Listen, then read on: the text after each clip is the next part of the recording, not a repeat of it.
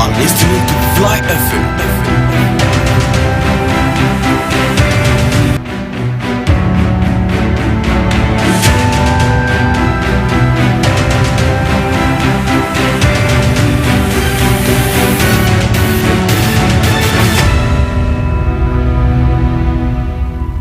Kwame Addo Yamagana this morning aha Abrason se awiaka sebo a yensa kan Fly TV na osamufo asinkonwa sem krogyen se sebi abaya ne honka be mata no yekenkan nyina edema asebo yi etwa ne ho awe funtin fidie no so na eye MD Mokode Lastic Adaroma uko YouTube Fly TV GHO YouTube ukwa na wa like uvia na wahye obehu se adoma bi dasoro na odon setimi miaso krom ewe se adangu jeni bi ha be se abrebia Fly TV eba no na ona first person na obedi kan hu Fly TV ni senti okwa na wa like na wa subscribe wi na wahye ohun na fo adwenkyere etwase ebrepomu ebe kenkan nyina edi amaw nsemi Mokode akunche ni nyina egu edi agu so Tuko Fly FM Ghana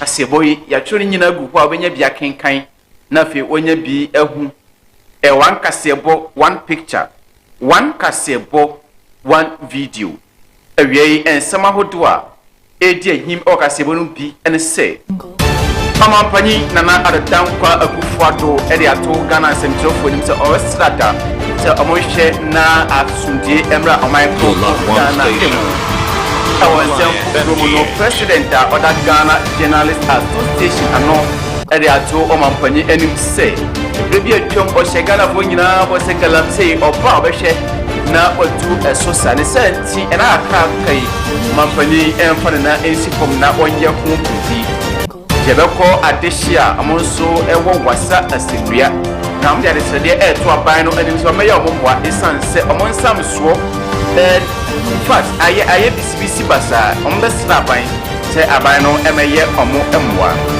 no ka say onabo kwapena minta akanto enso emrahye betwani eleman lehia omo ja poso ewasi sabia prokra ede amane manfo se be apomutin fa no ntoma pafra ewo empotem ewo ebeko apoye mantepemo nanom ahemfo ena fi adehia mo achem ayiribi ena de sede to yura church akufu dampare enim se obesre nada se omo anabambo ho nsem empeja ewo omo empotem ewo we ena nsema hodo bi ena wiei yede besum se kasebo epanyimfo se abosoe ena mo japenti mo asidane nyina Kwame Addo International School classroom efadusiafo baako no baako pe senti fa Kwame Addo International School na omeje entity ye wa kyerɛkyerɛ for maben wa de kyerɛ ne adusuamu bambo ho nsɛm Kwame Addo International School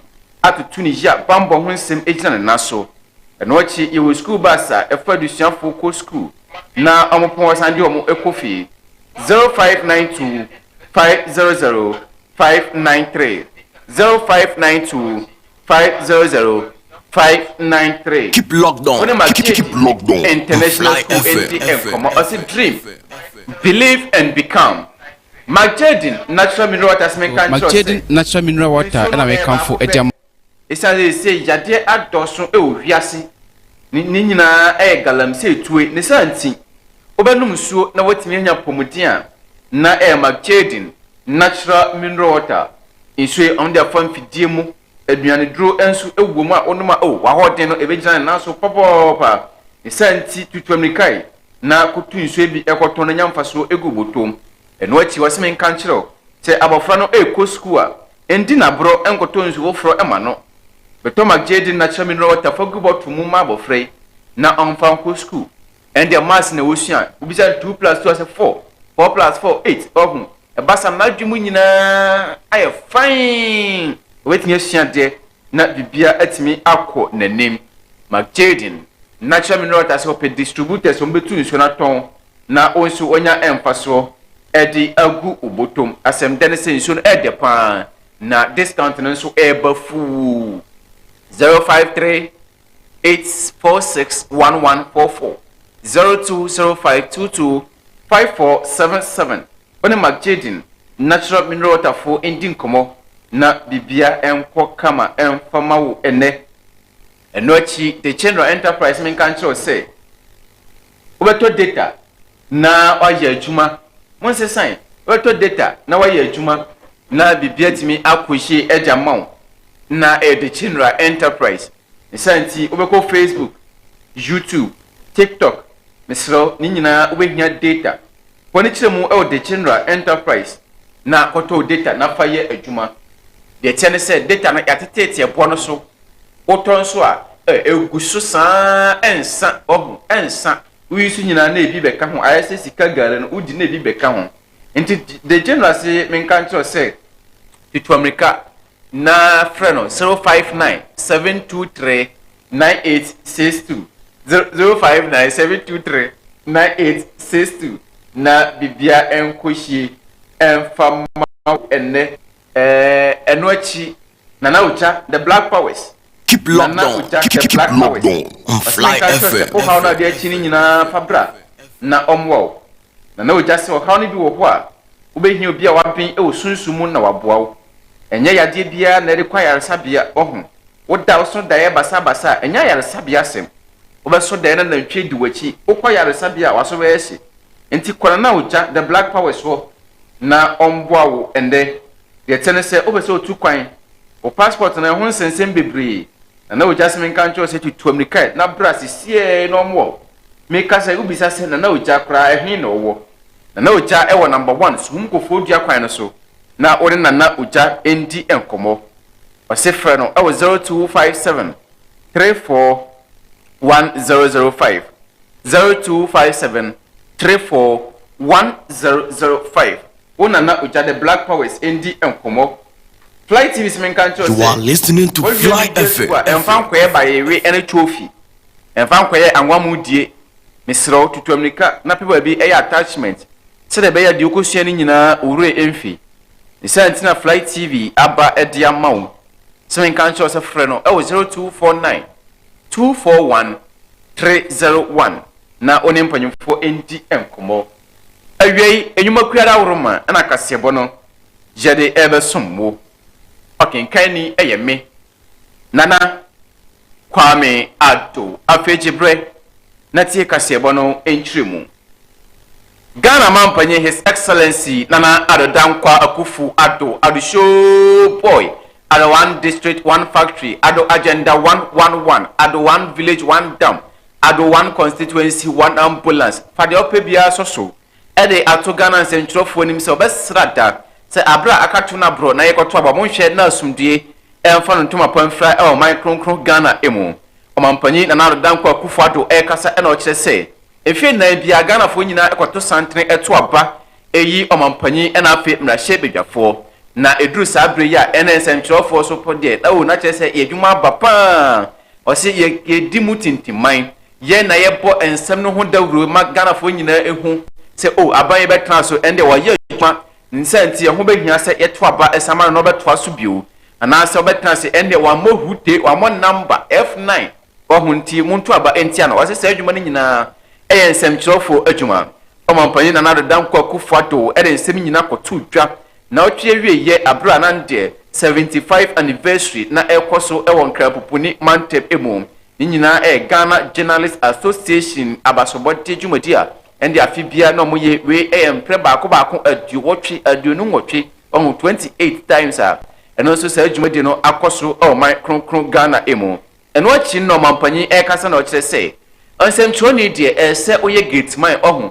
wa wonye se o hihye sumase no akeka nema bia keep locked on Fly FM o ase o gina mfimfim on kama we na mom se we ya de pa na waka oye bone a na onso waka se de be atemamufo ebe hu de ekoso o man kronkron Ghana emu ne santi na o de to nsantwofo nyina nim se abra na akrakai na yekoto abai obi anye na afom de na afi asumdie emfa no to mapanfra o man kronkron Ghana emu. Let me address a matter that remains of grave concern: the safety and security of journalists. Keep locked on. Keep locked Journalists on are Fly subject FM. to threats, intimidation, or violence simply for doing their jobs. No democracy can function properly when its journalists are under siege. My government remains committed to ensuring that every journalist in Ghana. You are listening to Fly FM. As we celebrate this 75-year milestone, we must ask ourselves, what does the future hold for journalism in Ghana? The landscape of journalism is evolving, and so too must the profession. In this age of instant news, social media and citizen journalism, traditional media must adapt. Whilst the platforms may change, the values of journalism, truth, fairness, impartiality, objectivity must never be compromised. Ghanaian journalists have always been known for their tenacity and professionalism, and I have no doubt that you will continue to lead the way in this new era. However, I must emphasize that we cannot allow ourselves to be swept away by the tide of sensationalism or clickbait journalism. The role of the journalist is to provide clarity, not confusion, to inform, not inflame. We live in a world where the lines between fact and opinion are becoming increasingly blurred. The rise of social media You are listening to Fly FM. potential news source, but not everyone adheres to the principles of responsible journalism. It is in this climate that your role as professional journalists becomes even more critical. One of the most dangerous threats to our democracy today is the deliberate disinformation campaigns and the distortion of facts aimed at character assassination. Sadly, I'm not speaking of theoretical threats. I have been a victim of such vicious campaigns multiple times throughout my political career. In the run-up to the 2008, 2012, and 2016 presidential elections, I was the target of numerous false and malicious stories aimed at attacking my credibility Keep locked on. and integrity. Keep locked on. In 2008, baseless allegations of drug trafficking were spread, along with rumors about my health, intended to cast doubt on my ability to serve as president. The 2012 election saw even more brazen falsehoods, including fabricated reports of my alleged arrest in London for drug possession, and quotes falsely attributed to me intended to stoke ethnic tension. And in 2016, the opposition sank to new lows by alleging that I had killed my late wife. Today, with 2 months or so to the December 2024 election, they are at it again. A fabricated document entitled Ejapadia is being peddled around by operatives of the opposition as evidence of a grand scheme by my party and my family to annex assets of the state. These unfounded, baseless allegations are part of a broader effort to discredit me and my administration. But as I have always done, I will continue to place my trust in the people of Ghana to discern truth from falsehood. On Fly FM. Amampanyi nana aradan kwa kufuado amananso eno achi no ena ode to dwa se o gidie pa e wo Ghana ensemchofo emu ni sa ntobehwe na nipa bonfo amosori etieti ensemchofo fa hudie so ende ye kwoto abai wo ye wadwen se o koba bi akoye information bi a wan hwe ya se de besi aposo tro e wo sa center on waso betimi ayehye popopa na no ena o chese obehwe na ensemchofo ye fa hudie no obi entietia eso. Let me address a matter that remains of grave concern, the safety and security of journalists. It is deeply troubling when journalists are subject to function properly when its journalists are under siege. My government remains committed to ensuring that every journalist in Ghana can work without fear. Those who attack the media attack democracy itself, and such actions should not and cannot be tolerated. Ladies and gentlemen, as we celebrate 75 years of the Ghana Journalists Association, let us not just look back at how far we have come, but also look forward to the future we must build Keep locked together. on. The media has Keep always locked been and on. will On continue Fly to be FM. a cornerstone of our democratic journey. Your work is essential to the strength of our democracy, the integrity of our election, and the progress of our nation.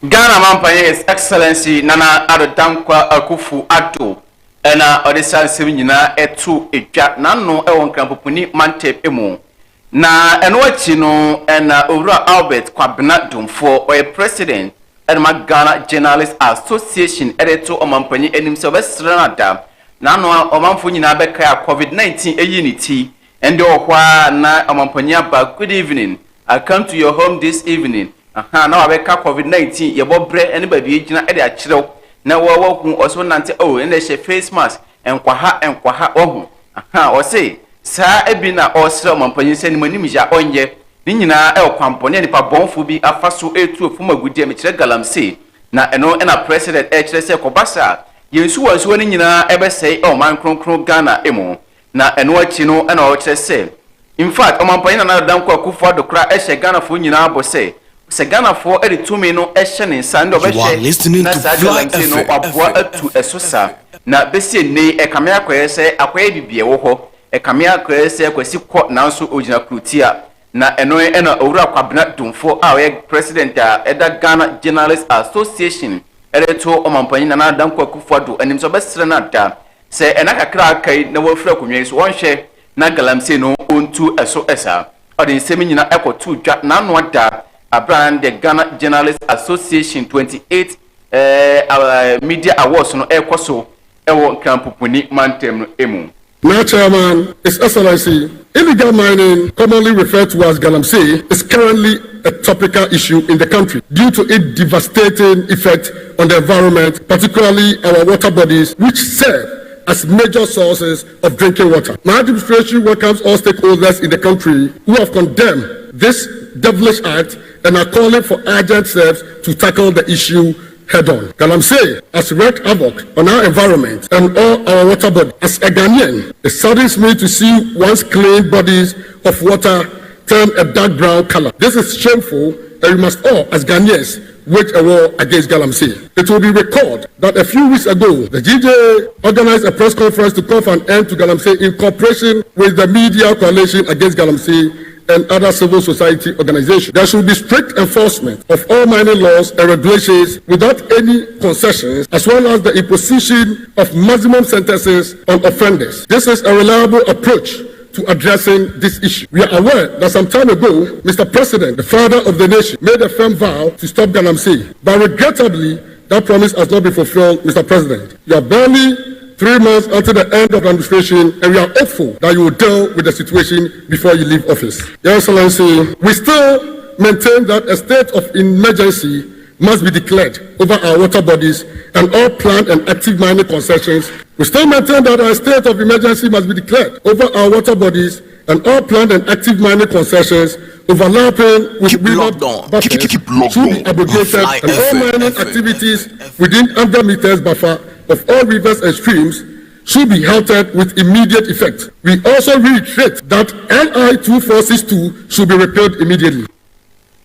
Ghana Journalists Association President Owura Albert Kwabena Dumfo ena ode sansem nyina etu edwa uguso etie ewia pramotobre kase e Flight TV GH Ghana mampanya be de Dr. Alachi Mahamadu Paumia na wasan to Franka ede ama osono amanyuko NPP enso ede atu edwa se in fact ope abanya wabɔ ne homodin e wapomudin as dwuma no aseya ose NPP amanyuko na Dr. Baumia kasa eno chese piti 2017 edbc enei Ghana anase NPP amanyuko no afa adwumefo kwa 200,000 na chese nurses for nko 200,000 na chese omabɔ mo homodin papa na eno na chese aban pie ni ho a atimi ayesa adwuma no ebi na Dr. Alhaji Muhammad Baumia edi nsemi nyina kotu dwa na no ada abroko pie mu ewo takwa insoye na de ayaresabia hofro kromasi ewo ho no omokopa eho entuma na chese aweboa na apomdin ena yahwe afa no ntuma pafra ewo empotem eho eno achi no ena chese NPP manyuko no asi ayaresabia nkwa adionai enson 47 eno achi wafa na se health centers no say 230 and afi oberchief compound na eno so 428 na chese wabɔ no homodin pa na ne nyina nkamfo na o chese nipa hodo a aban afomo ewa pomudin adwuma mu no na chese omo ye baako 200,000 na chese yade aban no abɔ no homodin popo yentie Dr. Alhaji Mahamadu Baumia Nana Akufo Addo oba aban mu ya ye adwuma bebre kutu adwuma bebre ya health sector hospital Fly FM 47 you see health centers 230. NAC chips compounds 428. We agenda 111 and Kaho. Agenda 111 so AC 111 hospitals at the same time. Yedi one constituency, one ambulance, Abagana, National Health Insurance no so Yapijano, and then childhood cancer is covered under National Health Insurance. Sickle cell disease, the drug hydroxyurea, and also is under National Health Insurance. And then dialysis for kidney patients for over 60 and under 80 is free under National Health Insurance. Yeah, the drones about all different parts of Ghana, any drone, any moja, any vaccines, since 2017, medical officers, Yafa, 12,132, nurses and midwives, Yafa, 165,000. Pharmacists 1,303 and allied professionals so 13,421. Kabuma over 200,000. If agenda 111 Yeswa Yamiado Yabefa an additional 70,000 health workers.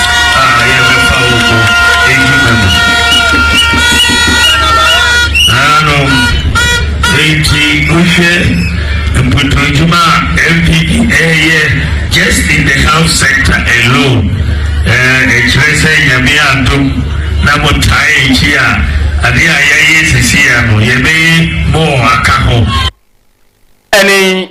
Ghana man penyabe Dr. Alhaji Mahamadou Paumia na utu franka edi ama NPP ama nyukuno ena odi sansimi nyina etu etwa enwachi medical superintendent awo insayem abaya resabia Madam Beatrice Sam enso ejina so era de srede etu mpanyimfo enimzo besrada seniema hodwa ebeboa na apomudin ena ya hwe afane ntuma pafre wo hono mpanyimfo hwe na animanim ja amomfangu akwamu. But the only challenge is that we need an emergency use. As you can see, we are in a mining environment and we see a lot of trauma cases, accidents on the road and all that. We need an emergency structure, a well-equipped emergency structure, so we can do more for the people of Nswayem. We are ready. I always say that we are ready. We do a lot already. But we'll be grateful to receive a staff accommodation unit. Okay, a story building for that matter, so we can accommodate more nurses. We have one other major challenge: our staffing strength. Okay, we see more people than the number of staff should see, and so we want to engage more nurses and more doctors on board. However, we don't have that space. Getting accommodation is really difficult, and so if we could get accommodation, a structure for nurses especially, we'd be very grateful. Medical superintendent order Insayim Abaya Sabiano and Madam Beatrice Sam and all this seminar etu etwa no kura mono mrahye betwani otakwa Insayim onabu abwana sa Sabiano sisede awie emudie na no achi na o kire se obesra da se December ne to sonson Ghana fo nyina ekoto aba mo nto aba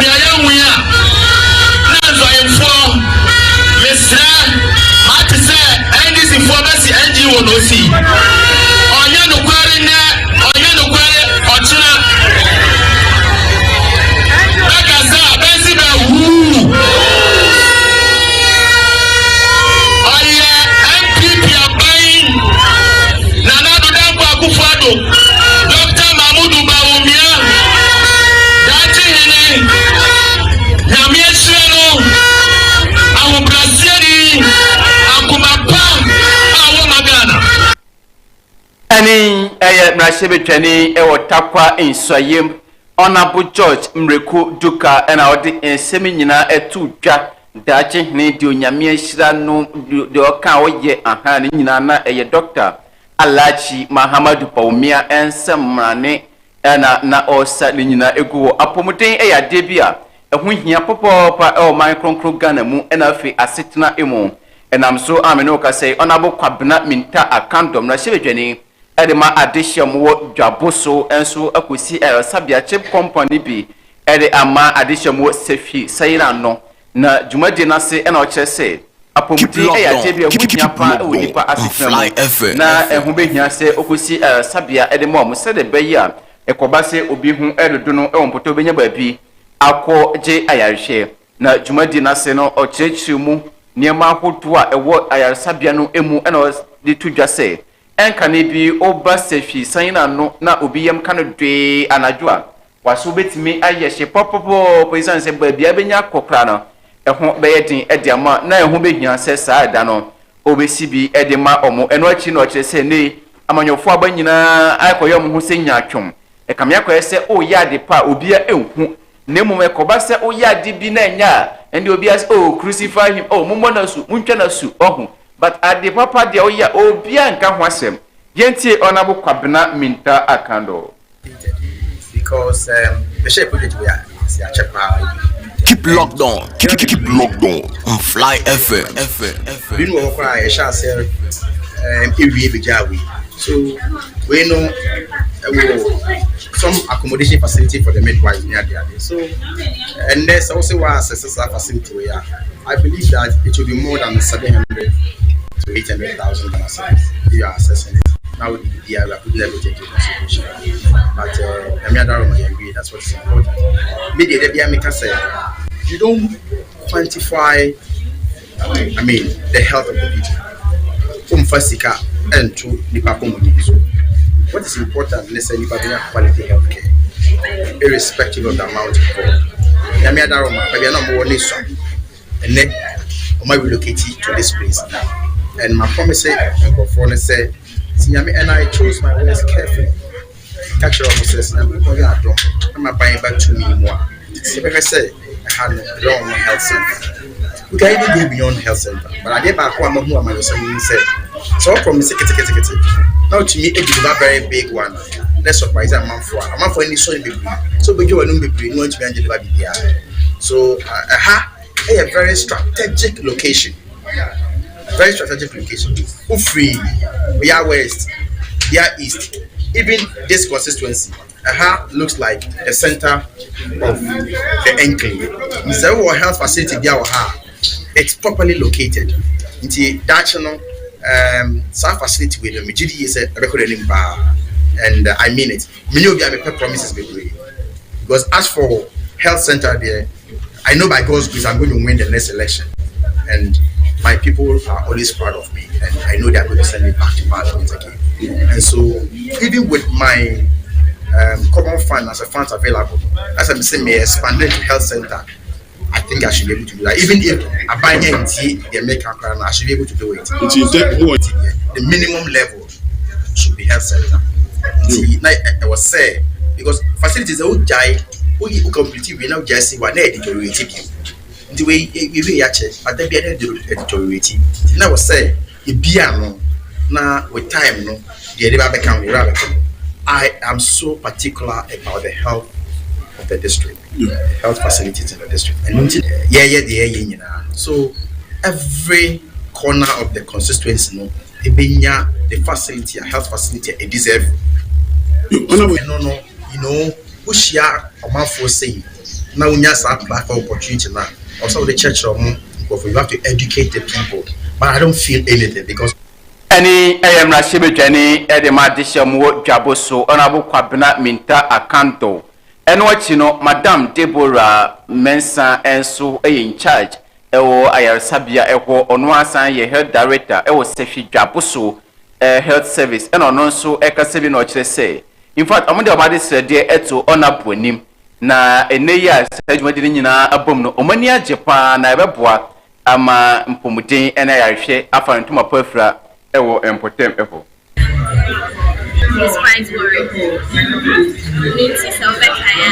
Keep locked on. Keep locked on Fly FM.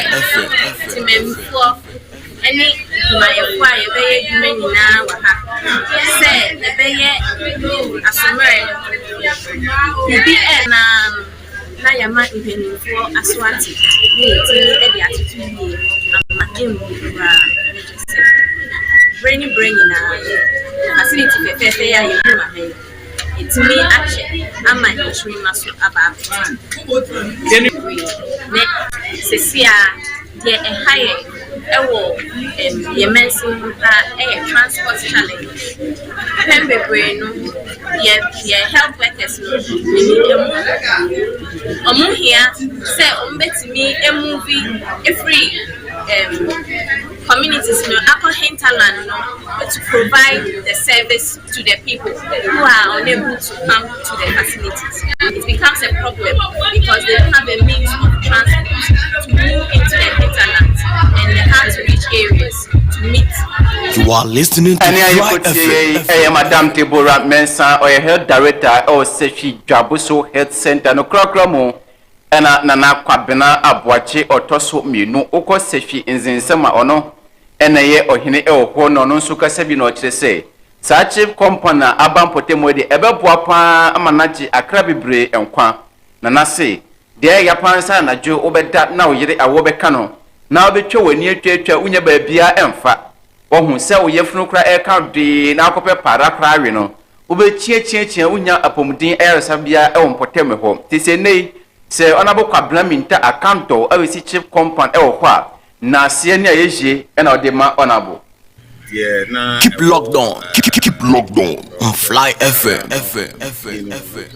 no na ebo why na to omo your kind of private one or bejima and so boa and your assign so but the transportation communication, you know, I thought that Sanaju issue and I said Martinez will be area.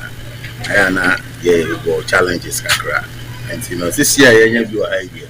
We say, get in with saying, oh, I know that it's Kako, a Chichi, a San so Asafo. Nay, you are here, dear. And you go never say, Munko Holomo. Border will say, we are here and call Monemo.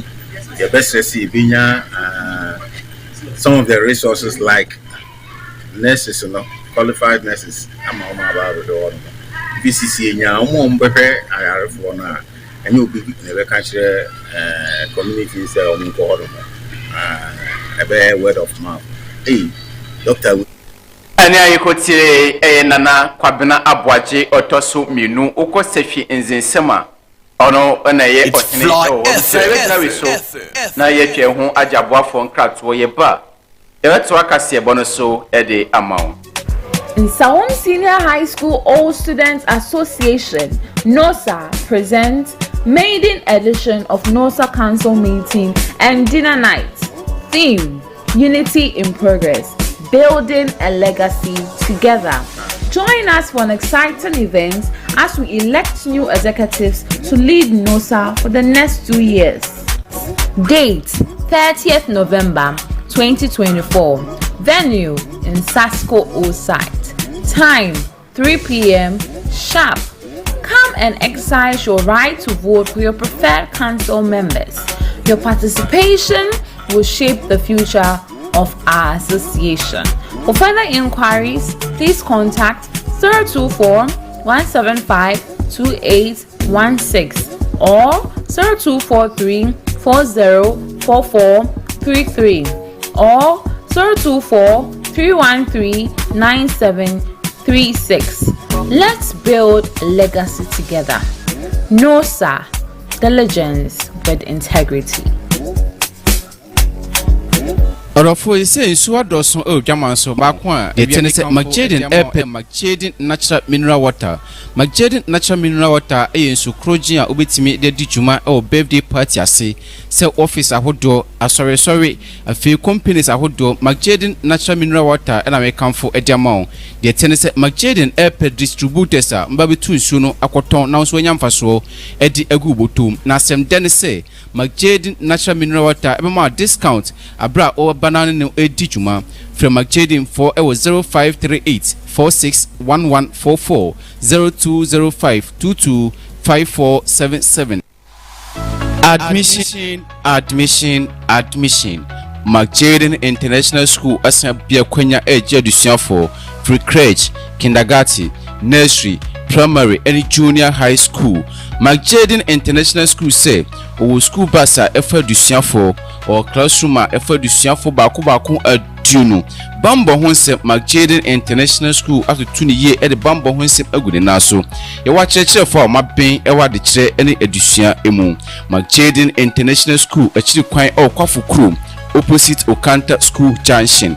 Open chechemu any asembise bia 0592 500 593 0592 500 593. McJadin International School as a dream, believe and become.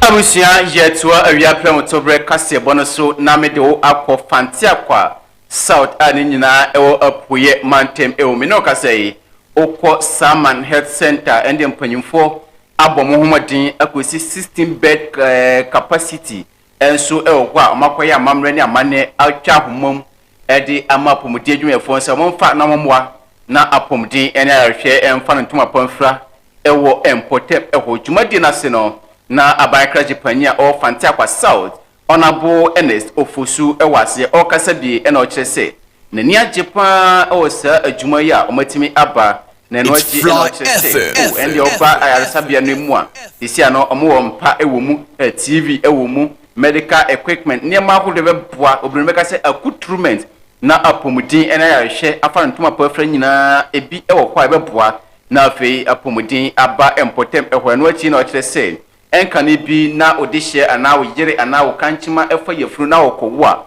waso betimi aye sanse ba bi obekọ no enya de se ubenya access na so yese de oba Saman Health Center kwa bi bia ho betimi aboa na apomuden afa no ntoma pa afra wo hwe Saman ya se wo health center wa ha na health center no ekoye without word na se de attendance no kosoro wa ha no na obi beba na ese wuditeni no na afi no ho ayeye tono kakra na otimi akọ anase se o refer na so wa refer nti na nyina na eni ho no na madwuma no na eya to sin wa ha nti omo de abisade no baaye ma assembly no so yetina ase ne ne mineral development fund ekasaye omo so ag2 moti ase omo ne je se community sa no ehia sa de ananso ese ye mamu ampa last year December 18th ene dey asobebo from CSC project ma nyankopon adomene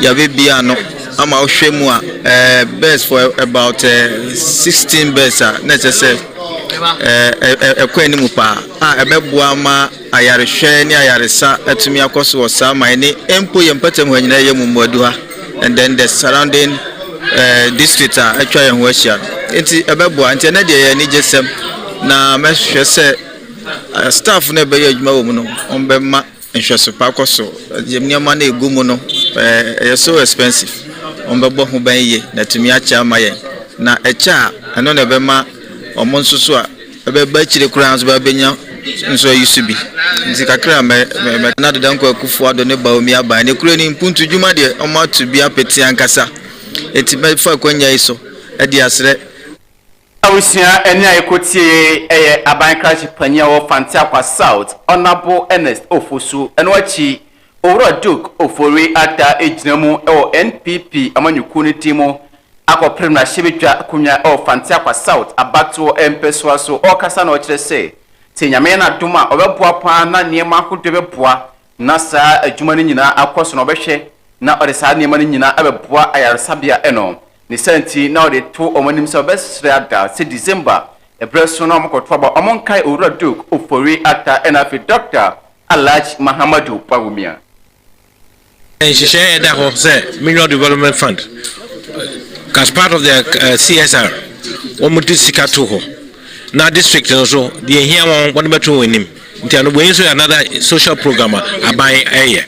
Now abai better so say digital systems abai one ayare for one more forms any one cards ni bibia ewo digital into bill ayare ewo baby on tiha o tumi ba ha kra abeje ayare sa nti aban na yeda wase yes one koso ya doi any puntujuma awon ye enche yebeto aba so wonkai say aban a waye bida edibuano ono na ye pianichi nti yem koso ne yento aba no ma Dr. Bawumia any MPP candidates baby awon na aban into mintina na koso nye adwuma pa Oraduk ofori ata ejina MPP manyuko no timo Fantakwa South ako primra shebetwa konwa enode ensemi nyina etutwa no krakra mo Mrs.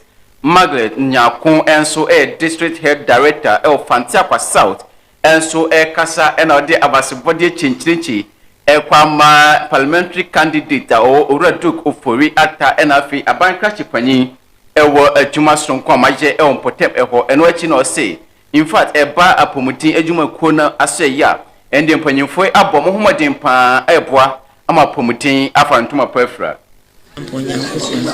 se omansa aka saa de fefe nti se sene ayekan saa man ehya with a chips compound ewo dankitu ebim ewo ahemfie ho ena nyame adu wa vision for besi ward emayen be na ward no esha nkrofo ba omunya baabi na nti ye kede to disi ne mpanyimfo anim se yenya ward ne bi kan ho a na emu attend nkrofo ba omunya baabi ada no mo ho atumi ahwe mo no mo atumi ato ena nyame adom omo abesi saa ward e di amaye one male ne female ward ene special award okura de chemu e de ka ho nti si adada no be se bi ankwala ne de ankwala ne ba no ma da ho na mpanyimfo no so bente be bua ma nipa e ba dodo a ye hwe no motumi aba no motumi ato mo ntem na yen so apomudi ne so atumi akoso so we district mu nti ye da ye wura DC honorable ene sofosu ene ye incoming MP honorable Duku Foriata ene mineral development o ma da roma no be si sa dan e de ma ene sa ma in community o na man asase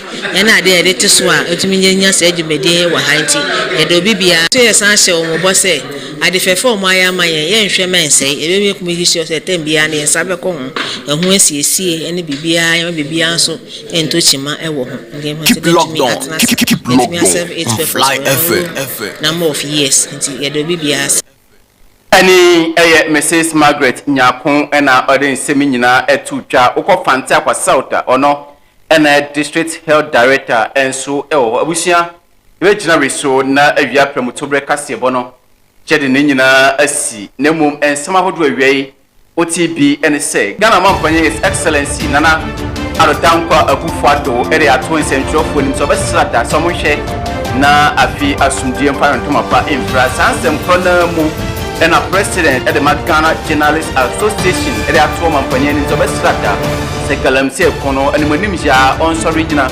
na ontu ase otese okwesi ayasabia ede amadeshia amwo dwaposo enam so amamdia sapiesie ma na hwedwani onabo kwapena minta akanto we ene nsema hodopi ena awie yeboaboa no se pramotobre kase Flight TV GH so emu aseda Kwame Addo International School Addo Natural Mineral Water the General Enterprise and a Flight TV say we omunyina eboaye na yede kase bono ebe somwo aseda Kwame ND Mokude Elastic say odie ko YouTube abrono ma nyakon Priscilla Alote DJ Fly omunyina eboaye America se bono ebe somwo awie na besi nkonwa kenkan kase bono nyina me nana Kwame Addo sorry sui lunch no toaso edi ama abra donko abwenu achi jumadi aka nyina toaso Flight TV so edi ama makraw